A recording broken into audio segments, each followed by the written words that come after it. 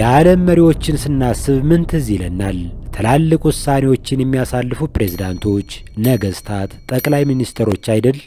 ነገር ግን ስዊዘርላንድ ራሷን የምትመራበት መንገድ ፈጽሞ የተለየ እንደሆነ ብታውቁ ትገረማላችሁ። የኔ የምትለው አንድም ገዢ የላትም። ይልቁንም አእምሮን በሚያስንቅ ሁኔታ ነው ነገሮችን የምታከናውነው። ዛሬ ስዊዘርላንድ ከሌሎች ሀገሮች ምን እንደሚለያት እናያለን። ልዩ ከሆነው የአስተዳደር ስርዓት ጀምሮ እስከሚያስደምሙ ህጎችና ባህሎች። እናንተም ተዘጋጁ፣ ምክንያቱም ይህች ሀገር በእውነትም ልዩ ናት። እንግዲያውስ ጉዟችንን በጉጉት እንጀምር። ብዙ ሀገሮች የሀገር መሪ የሚባሉ ፕሬዝዳንት ወይም ጠቅላይ ሚኒስትር አሏቸው። ስዊዘርላንድ ላይ ግን እንደዚህ ብሎ ነገር የለም። ይህን ያውቁ ኖሯል። ስዊዘርላንድ የጋራ አመራር የሚባል ልዩ ስርዓት ነው የምትከተለው። አንድ ኃይለኛ አለቃ ከመሆን ይልቅ 7 ሰዎች አገሪቱን ይመራሉ። እነዚህ 7 ሰዎች የስዊዝ ፌዴራል ምክር ቤት በመባል ይታወቃሉ። እናም በየዓመቱ ከመካከላቸው አንዱ ለፕሬዝዳንትነት ይመረጣል። አስቡት እስኪ በየዓመቱ የሚቀያየር ፕሬዝዳንት። ይህ እንዴት ሊሆን ይችላል? ግን ተመልከቱም፣ የስዊዝ ፕሬዝዳንት ተብሎ የተመረጠውም እንኳን ቢሆን ምንም ልዩ ኃይል የለውም። ልክ እንደ ሌሎቹ የምክር ቤት አባላት ተራ ተወካይ ነው። እውነተኛው ኃይል በሰባቱም አባላት መካከል እኩል ነው የሚከፋፈለው። ይህ አምባገነንነትንና የስልጣን ሽኩቻን ለመከላከል ታስቦ የተደረገ ነው። አንድ ሰው ብቻውን ሳይሆን ሁላችሁም ተባብራችሁ አገር እየመራችሁ እንደሆነ አስቡት። እንደዚያ ነው ስዊዘርላንድ የምታደርገው። በየዓመቱ 7 አባላት ያሉት የፌዴራል ምክር ቤት ከመካከላቸው አንዱን ፕሬዝዳንት አድርጎ ይመርጣል። ይህ ፕሬዝዳንት በዋናነት ስዊዘርላንድን በውጭ ጉዳዮች ይወክላል እንጂ ሕግጋትን ለመቀየር፣ ጦር ለማዘዝ ወይንም የውጭ ፖሊሲን ለመወሰን ምንም ተጨማሪ ስልጣን የለውም። ውሳኔዎች በሙሉ በሰባቱ አባላት መካከል በጋራ የሚወሰኑ ናቸው። አንድም ሰው በራሱ ምንም አይነት ውሳኔ ማሳለፍ አይችልም። የስዊዝ መንግስት አንድ ጀግና መሪ ከመምረጥ ይልቅ የቡድን ስራን ይመርጣል። እናም ውጤቱ አስደናቂ ነው። ይህ ያልተለመደ ስርዓት መንግስትን የተረጋጋና ከሙስና የጸዳ እንዲሆን አስችሎታል። ስዊዘርላንድ በአመራር ስልቷ ብቻ አይደለም ልዩ የምትሆነው፣ በዓለም ላይ ካሉ በጣም ቀጥተኛ የዲሞክራሲ ስርዓት የምትከተል ሀገር ናት። እንዴት እንደሚሰራ እነሆም። ዜጎች በሁሉም ነገር ማለት ይቻላል ድምጽ ይሰጣሉ። በቂ ሰዎች አንድን ጉዳይ ከፈረሙ መንግስት በዚያ ጉዳይ ላይ ብሔራዊ ድምጽ እንዲሰጥ ማስገደድ ይችላሉ። ስለዚህ የፖለቲከኞቹ ሳይሆን የህዝቡ ነው የሚሆነው ማለት ነው። ለምሳሌ በቅርቡ የስዊዝ ዜጎች የእንስሳትን መብት ለማሻሻል ድምጽ ሰጥተዋል። ግብር መጨመር፣ ከሌሎች አገሮች ጋር ስምምነት ማድረግ፣ አዳዲስ ህጎችን ማውጣት፣ ሁሉም በዜጎች እጅ ነው። በሌሎች ሀገሮች ፖለቲከኞች ትልልቅ ውሳኔዎችን ሲወስኑ፣ በስዊዘርላንድ ግን የመጨረሻው ቃል የህዝቡ ነው። እንደውም የስዊዝ ዜጎች በጣም ብዙ ነገር ላይ ድምጽ ስለሚሰጡ በአመት እስከ 4 ጊዜ ወደ ድምጽ መስጫ ጣቢያ ይሄዳሉ። ይህ ስርዓት ሙሰኛ ፖለቲከኞች ህዝቡ የማይፈልገውን ህግ እንዳያስቀጥሉ ያግዳቸዋል። እንዲሁም የመንግስት ውሳኔዎች የህዝቡን ፍላጎት የሚያንጸባርቁ መሆናቸውን ያረጋግጣል። ስዊዘርላንድ ገለልተኛ በመሆን ትታወቃለች።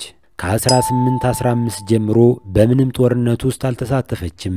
ነገር ግን የሚገርመው በስዊዘርላንድ ያሉ ሁሉም ወንዶች ወታደር ሆነው የሰለጠኑ ናቸው። ስዊዘርላንድ ከ18 እስከ 30 ዓመት ለሆኑ ወንዶች የግዴታ ወታደራዊ አገልግሎት አላት። ስልጠና ከጨረሱ በኋላ ድንገተኛ አደጋ ቢከሰት መሳሪያቸውን በቤታቸው ውስጥ ማስቀመጥ ይጠበቅባቸዋል። አገሪቱን ለመከላከል ዝግጁ የሆኑ በሚስጥር በተሰሩ መሸሸጊያዎችና ዋሻዎች የተሞላች ናት።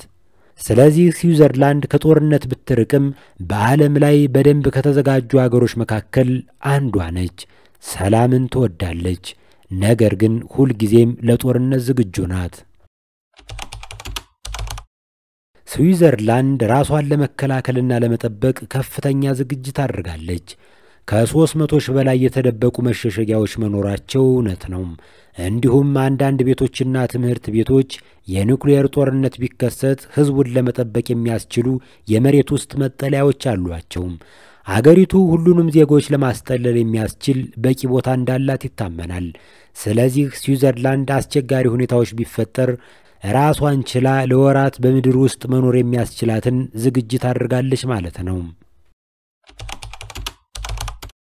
ስዊዘርላንድ ገለልተኛ ከመሆኗም በላይ በውጭ አገር ጦርነቶች ውስጥ ስለ ዜጎቿ ልዩ ሕግ አላት። አንድ ስዊዛዊ ወታደር የውጭ ጦርን ከተቀላቀለ ሊቀጣ ወይም ዜግነቱን ሊያጣ ይችላል። በሁለተኛው የዓለም ጦርነት እንኳን ስዊዘርላንድ ከማንም ጋር አልወገነችም። ገለልተኝነታቸውን በጣም አክብደው ስለሚመለከቱ ሌላ አገርን በጦርነት መርዳት እንኳ ሕገ ወጥ ነው። ስለዚህ የሌላ አገር ጉዳይ ውስጥ መግባት አትፈልግም ማለት ነው። ስዊዘርላንድ በዓለም ላይ ካሉት በጣም ጥብቅ የንብረት ሕጎች አሏት። የውጭ ዜጎች በቀላሉ መሬት መግዛት አይችሉም፣ በተለይም ቱሪስቶች። ስዊዘርላንዳዊ ዜጎችም ምን ያህል መሬት መያዝ እንደሚችሉ ገደቦች አሏቸው። ለምን? መንግስት ቢሊዮነሮች አገሪቱን እንዳይቆጣጠሩና ቤቶችን እንዳያስወድዱ በትኩረት ይከታተላል። የቤት ኪራይ ተመጣጣኝ እንዲሆን ይፈለጋል። ስለዚህ ሁሉም ሰው መሬት እንዳይገዛ ገደብ አድርጓል ማለት ነው። ስዊዘርላንድ በዓለም ላይ ካሉት በጣም ጠንካራ ኢኮኖሚ ካላቸው አገሮች መካከል አንዷ ናት። ግን ደግሞ ለመኖር በጣም ውድ ከሆኑ ቦታዎች አንዷ ናት። አገሪቱ አንዳንድ ትልልቅ የዓለም ባንኮችና እንደ ኔስሌና ሮሌክስ ያሉ ኩባንያዎች መኖሪያ ናት። ግን የዕለት ተዕለት ኑሮ በጣም ውድ ነው። አንድ ማክዶናልድ በርገር $15 በላይ ሊያስወጣ ይችላል። ይሁን እንጂ የስዊዝ ዜጎች በዓለም ላይ ከፍተኛ ደሞዝ ከሚያገኙት መካከል ናቸው። ሀብትና የኑሮ ውድነት ስዊዘርላንድን ልዩ ያደርጋታል። ስለዚህ ደሞዛቸውም ከኑሮ ውድነቱ ጋር የሚመጣጠን ነው ማለት ነው። ስዊዘርላንድ ለእንስሳት ደህንነት በጣም ትጨነቃለች። የቤት እንስሳት ደስተኛ እንዲሆኑ የሚያስገድዱ ሕጎች አሏቸው። አንደኛም የጊኒ ዓሳዎችና በቀቀኖች ወይም ፓሮትስ ሁል ጊዜ በጥንድ መቀመጥ አለባቸው፣ ብቻቸውን ስለሚሰለቹም። ሁለተኛም ወርቃማ ዓሳን መጸዳጃ ቤት ውስጥ መጣል ሕገ ወጥ ነው። ሶስተኛም ውሾች በየቀኑ መዞር ወይም ወክ ማድረግ አለባቸው፣ አለበለዚያ ባለቤቶች ሊቀጡ ይችላሉ። አራተኛም እንስሳት ልክ እንደ ሰው ክብር ይገባቸዋል ብለው ያምናሉ። በጣም የሚገርም ነው አይደል? ለእንስሳትም ያስባሉ ማለት ነው። እንደ ሌሎች ሀገሮች ጥቂት ጊዜያት ከቆያችሁ በኋላ ዜግነት ለማግኘት መሞከር የማይታሰብ ነው። በስዊዘርላንድ በጣም ከባድ ነው። እዚያው ብትወለዱም እንኳ ወዲያው የስዊዝ ዜግነት አታገኙም። ከማመልከታችሁ በፊት ቢያንስ ለ10 ዓመታት በስዊዘርላንድ መኖር አለባችሁ። አካባቢው ላይ ያሉ ሰዎች ስዊዘርላንዳዊ መሆን ይገባዋል ብለው ካመኑ ድምጽ ይሰጣሉ። ታዋቂ ሰዎችና ቢሊዮነሮችም እንኳ አካባቢው ያሉ ሰዎች ስላልፈለጓቸው የስዊዝ ዜግነት ተከልክለዋል። ስለዚህ ዜግነት ለማግኘት ቀላል አይደለም ማለት ነው። ስዊዘርላንድ የራሷ የሆነ አለቃ አንድ ፕሬዝዳንት ላይኖራት ይችላል። ነገር ግን በዓለም ላይ ካሉት በጣም የተሻሉና በስርዓት ከሚሰሩ አገሮች አንዷ ናት። ከተለየ የመንግስት ስርዓት ጀምሮ እስከ እብድ ሕጎቿና ወታደራዊ ሚስጥሮቿ ድረስ ስዊዘርላንድ በእውነት ልዩ ናት። በጣም ያስገረማችሁ ነገር ምንድነው? ኮሜንት ላይ ጻፉልን።